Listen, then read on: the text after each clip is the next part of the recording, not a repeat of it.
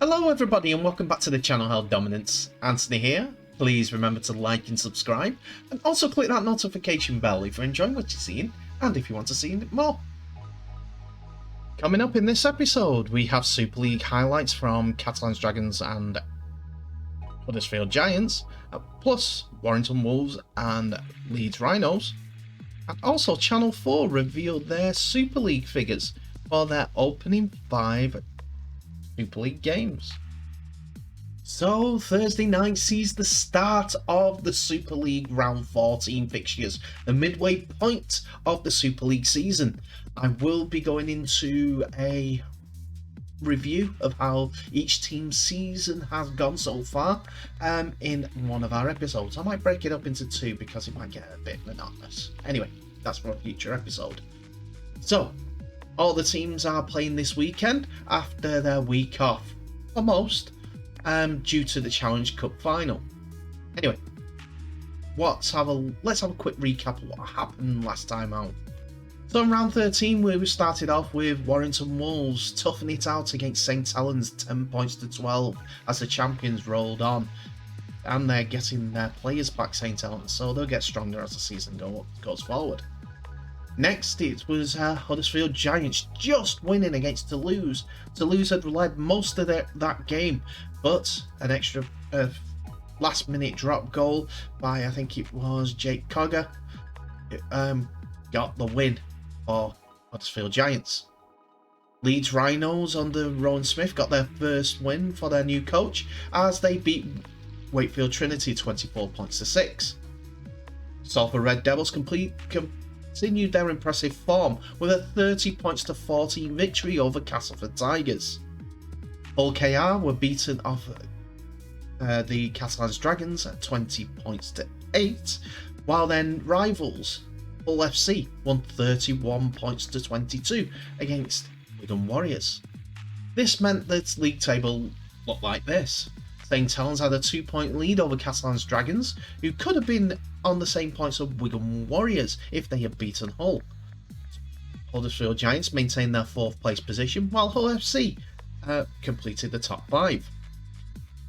But Castleford Tigers' defeat against Salford see them tied on the same points as Hull Ch4, who also lost, but Salford moved up to 9th place with their win, tied on the same points as Warrington Wolves. Leeds Rhinos put a gap between themselves and Trinity and Toulouse by 3 points, while Toulouse are just hanging on to that second bottom place, 2 points ahead of Olympique. And with that, we turn our attentions to the Catalans Dragons versus Huddersfield Giants, 7:30 kickoff in the UK, 8:30 in France, and the live TV game of Warrington Wolves versus Leeds Rhinos. And we're starting off down in the south of France as second place Catalans Dragons take on last week's beaten Challenge Cup finalists Huddersfield Giants, as the Giants are looking to use their defeat against Wigan as a positive to climb up the table and go above Wigan Warriors, who have yet to play this week, who play tomorrow to be honest, on Channel 4. The Giants had one enforced change in Chris Hill dropping out of the squad due to a leg injury, which saw Michael Lawrence return to the starting lineup against the Dragons, while in the halves we see Ollie Russell has dropped out of the 17 as well, and Will Price comes in for his first game back of the season after his 10-game ban. In the forwards, Danny Levi drops down to the bench, with Adam O'Brien coming into the 17 after missing out on the Challenge Cup final. Owen Trout comes off the bench also, as does Matty English, which means that the aforementioned Levi with Josh Jones and Chris McQueen are the only survivors in the forward pack that were involved last weekend. On the bench, with the aforementioned Levi, comes in Nathan Mason, Jack Ashworth and Sam Hewitt. For the Catalans Dragons, we see Dylan Napper drops out of the 17 after starting against Hull Ch4 last time out. And wrong forward, Julian Busquets, drops out of the 17 after starting against OKR, as does Benjamin Julien, who drops out of the 17 altogether, with the returning Mike McMeekin in the squad and Gil Dudson being promoted from the sub-bench to starting prop. On the bench though, Jordan Desiree and Sam Cassiano keep their place, but Mikko Gudemon drops out of the side together, while Joe Chan and Paul Sanguia all complete the bench. So it was Huddersfield that struck first in the first half after a booming 40-20 by Rick Tuilolahia and a couple of penalties against the Catalans. Lulatelli does what he does best, get the ball, drive over and score the first try of the game.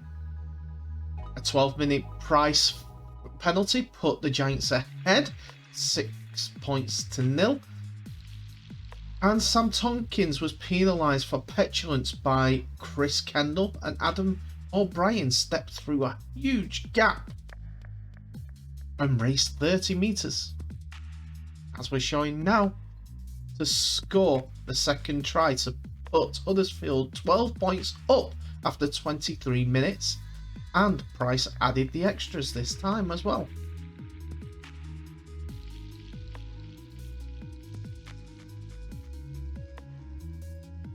The Giants showed the way 3 minutes before half time when standoff Jet Cogger raced 30 metres through some sloppy defence of the Catalans Dragons and released his second row and Lance Todd winning trophy second rower Chris McQueen over underneath the sticks, which Price also converted.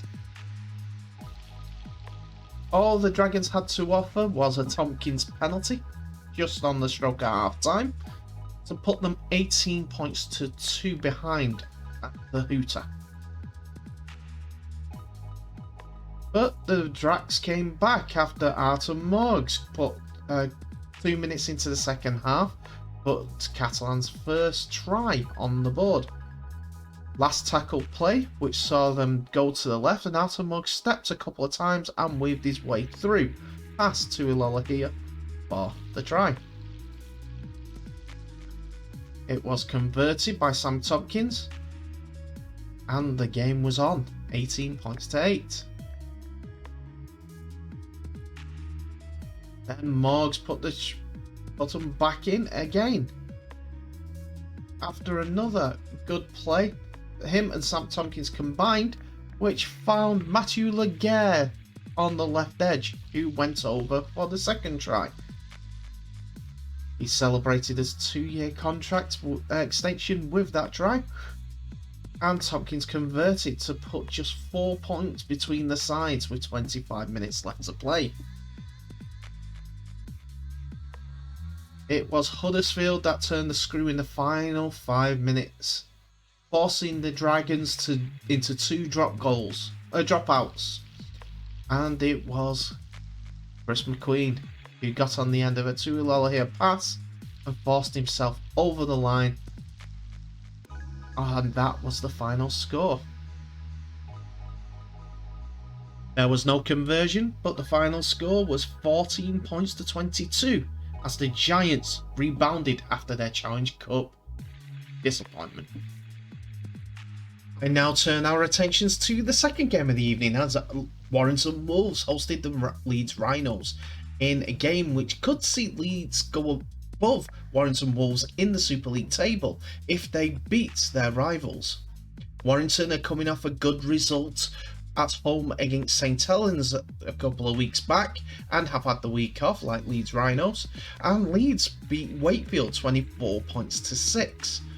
Warrington were unlucky in defeat against St Helens. They poured their hearts into the game and had some pride for the fans to look at against the 3 times champions.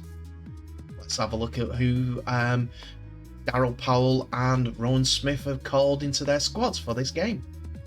So Rowan Smith has changed his second role, with James Bentley being suspended and dropping James Donaldson to the bench in place of Bodine Thompson and Morgan Gannon.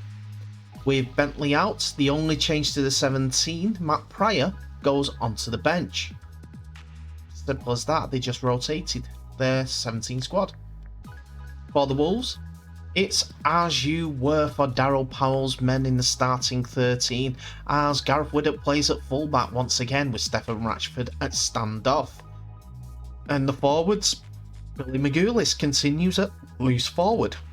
On the bench though, we see Jason Clark drop out for Carl Amor in the only change to the bench. Both sides are looking confident to continue their good form with the sides that played last time out. It started like Warrington were playing against Saints as Conor Wrench broke up the wing, but he missed out two supporting players to pass to Oliver Holmes in a supposedly better position, but he was caught. Warrington continued with the attack, going left first of all and then going back right. The ball eventually got into the hands of Gareth Widdop, who attacked the line and was tackled and threw the ball forward into Ash Hanley's hands, which stopped the Warrington attack. After another attack by Warrington that got them almost over the try line, Cruz Leeming started to put down the press, and a great pass inside saw a break by Leeds, only to be stopped by an ankle tap of Ratchford's, which Leeming kicked to the edge for David Fusitua for his first try of the afternoon, completely unmarked. Reece Martin missed the first kick of the game. Warrington, though, did have a chance to come back as well. Rob Mulhern, first of all, carried the ball in and was held up by Leeds defenders. It was slowed down, and Darrell Clark shipped the ball left to Ratchford, who went to Curry, who found Widdop, and over to Matty Ashton for the spectacular try in the corner.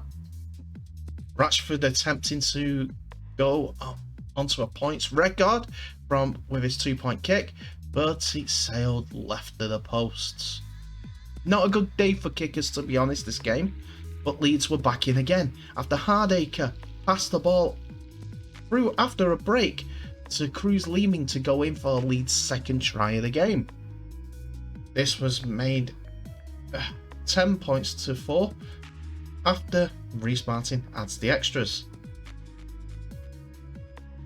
Leeds came in again with another try. Ball outside the back found Zach Hardacre, who had enough reach and strength about him and momentum to score his first try back in Leeds Rhinos colours.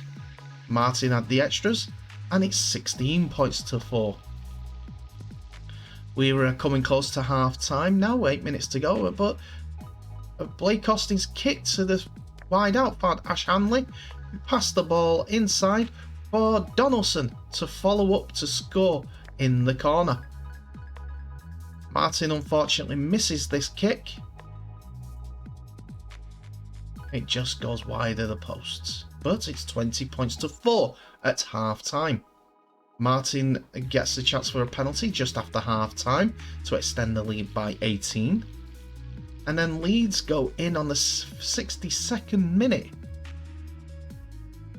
from a great play on the outside with Richie Myler and Dwyer finding Ash Hanley for the first of his 2 tries.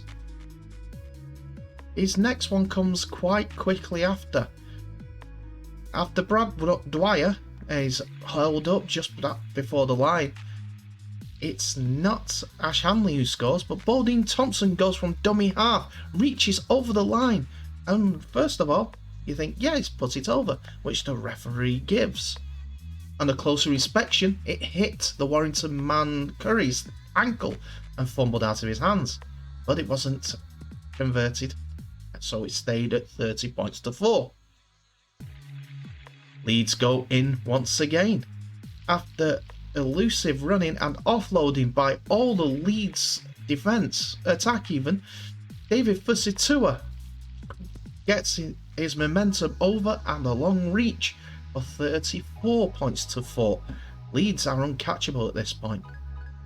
Here comes Hanley's second try as he intercepts a George Williams pass. And of all the chasers, it is the forwards that are chasing. Mike Cooper being the last one to give up for Leeds Rhinos, for Warrington Wolves. But Ash Hanley makes it 38 points to 4, which is made 40 by Reece Martin with the conversion in front of the posts, which means that it isn't a good day for Daryl Powell. Leeds seem to be more in a good place than Warrington at this moment in time, as they win 40 points to 4.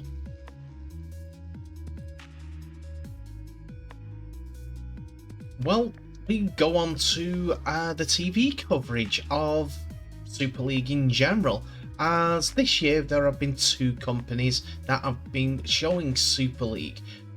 Sky Sports, who have been doing it since day one, and Ch4, who have had some impressive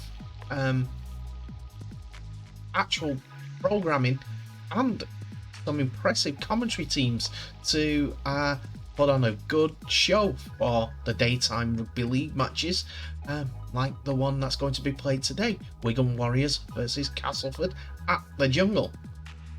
After signing a 2-year contract at the beginning of the year, the broadcast channel has gone from strength to strength in its coverage of the UK's top flight, starting with the Leeds Rhinos and Warrington Wolves, led by hosts Australian comedian Adam Hills and a plethora of exciting and enthusiastic pundits such as Danica Prim, Leon Price, Sam Tompkins, and also, not few dear, Kevin Brown, who is part of this and Premium Sports plethora of commentary teams and pundits. There was actual general excitement, not just amongst rugby league fans, but the general public as a whole, as interesting seeing live rugby league on terrestrial TV for the first time in so many years from the Super League. Top tier rugby league, shall we say that?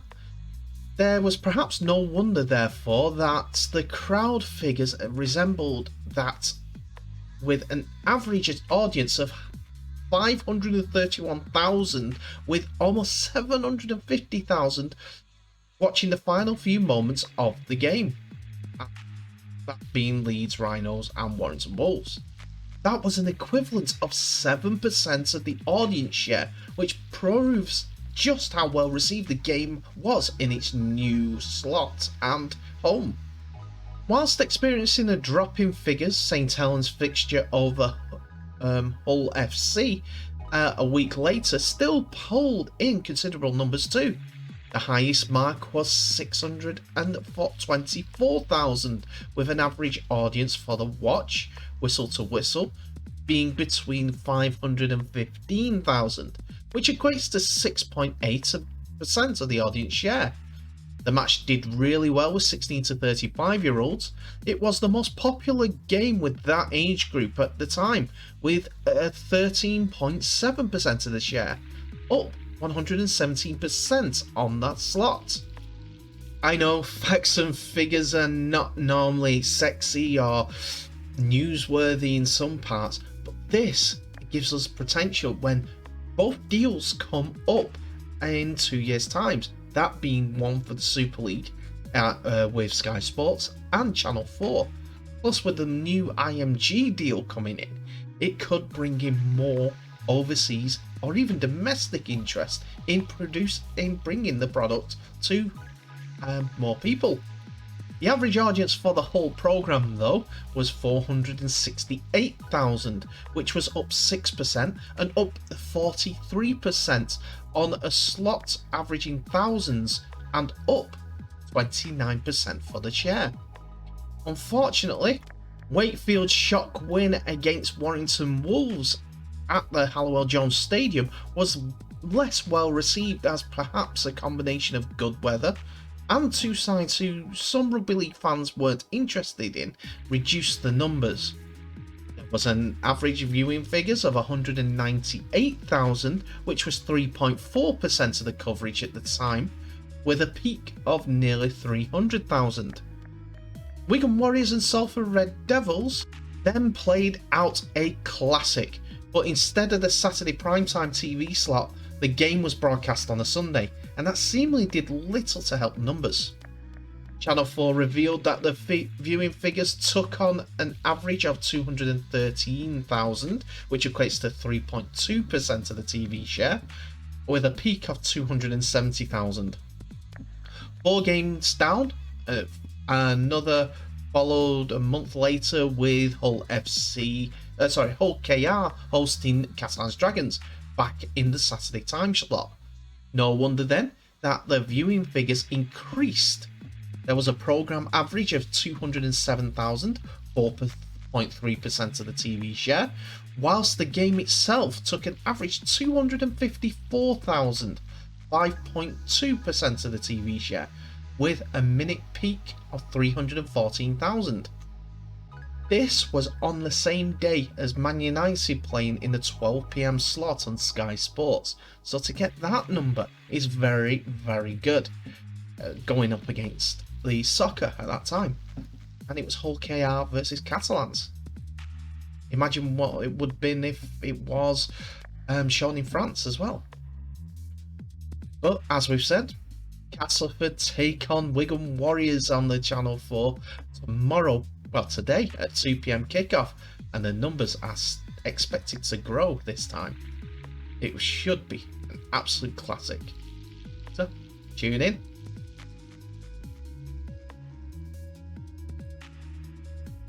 And that's it for another episode, ladies and gentlemen. Thank you so much for watching. Please remember to like, subscribe and share this video worldwide, as well as clicking that notification bell for any updates or new videos that will be coming your way in the near future.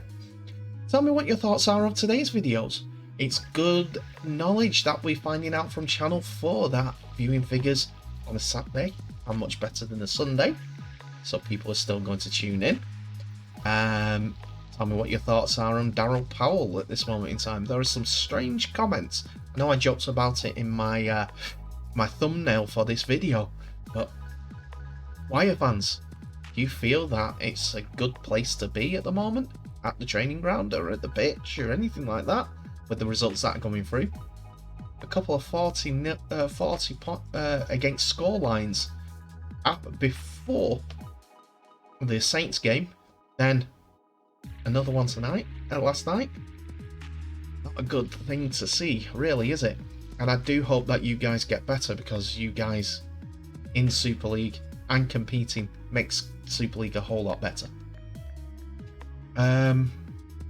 Catalans getting down by Huddersfield Giants. Like I said, a great way to bounce back for the Huddersfield Giants, but I weren't expecting it to be this soon.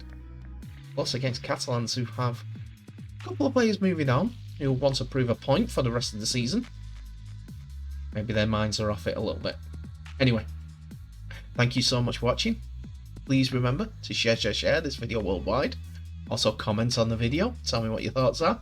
But in the meantime, please stay safe. I wish you all the best, and I'll see you in the next episode.